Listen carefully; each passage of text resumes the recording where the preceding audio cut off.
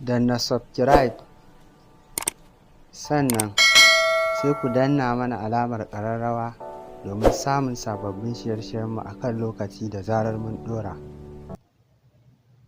Assalamu alaikum wa rahmatullahi ta'ala wa barakatuhu. Barkanku da zuwa wannan channel ta da albarka. Idan kai sabon zuwa ne, muna roƙonka da ka taimaka ka danna mana alamar subscribe, sannan ka danna mana alamar ƙararrawa domin samun sababbin shirye-shiryenmu a kan lokaci da zarar mun ɗora. Labarin da muka zo muku da shi a yau labari ne na ban al'ajabi, domin kuwa wata kotu ta yankewa wani makiyayi za a kashe shi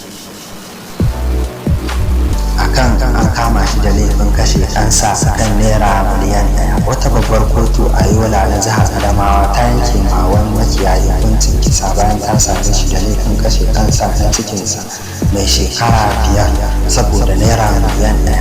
Alƙalin kotun Justice Fatima Ahmed Tafida ta yankewa babba hukuncin kisan ne domin ya sa itan da yake kiwo da shi ya buge ɗansa a kai, daga bisani ya sare kansa da adda. Tsohon ɗan fursuna babba mai shekara 24 a duniya ya lallaɓa yaronsa ne mai suna Buba zuwa cikin daji ranar 13 ga watan Yuli shekara ta 2013 a ƙauyen Ganji da ke ƙaramar hukumar Bobi a jihar Adamawa, kuma ya sare kansa sai dai kakan yaron da suna Alhaji Buza ya nemi sanin bayanin inda ɗansa yake, amma fa mahaifin babba ya ce ya baro shi a daji kuma zai dawo.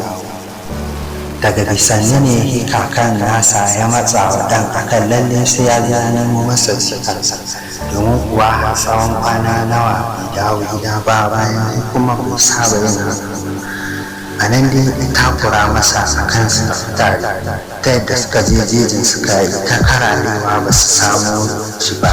Daga bisani dai ya zargi shi ɗan akan cewa tabbas ya san inda ya tura ɗan nasa, akan lalle sai ya je masa da shi. Nan ya ce shi ma bai sani ba, kawai ya bar shi ne ya je ya yi masa kiwo. Nan uban ya tuhume shi akan cewa gashi shanun ai sun dawo, shin ina ɗan nasa yake? Nan kawai ya yadda kan lalle sai ya samo masa inda yake.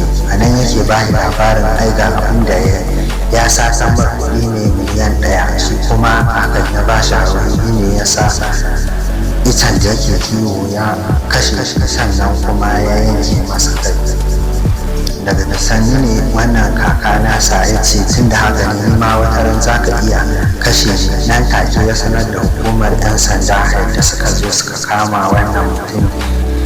To ƙarshen labarin kenan, sai kuma idan kun ji a nan muna roƙonka idan kai sabon zuwa ne wannan channel ta mai albarka, ku dan taimaka ku danna mana alamar subscribe, sannan ku danna mana alamar ƙararrawa da mu samu sabbin soshiyan mu a kan lokaci da zarar na ɗora.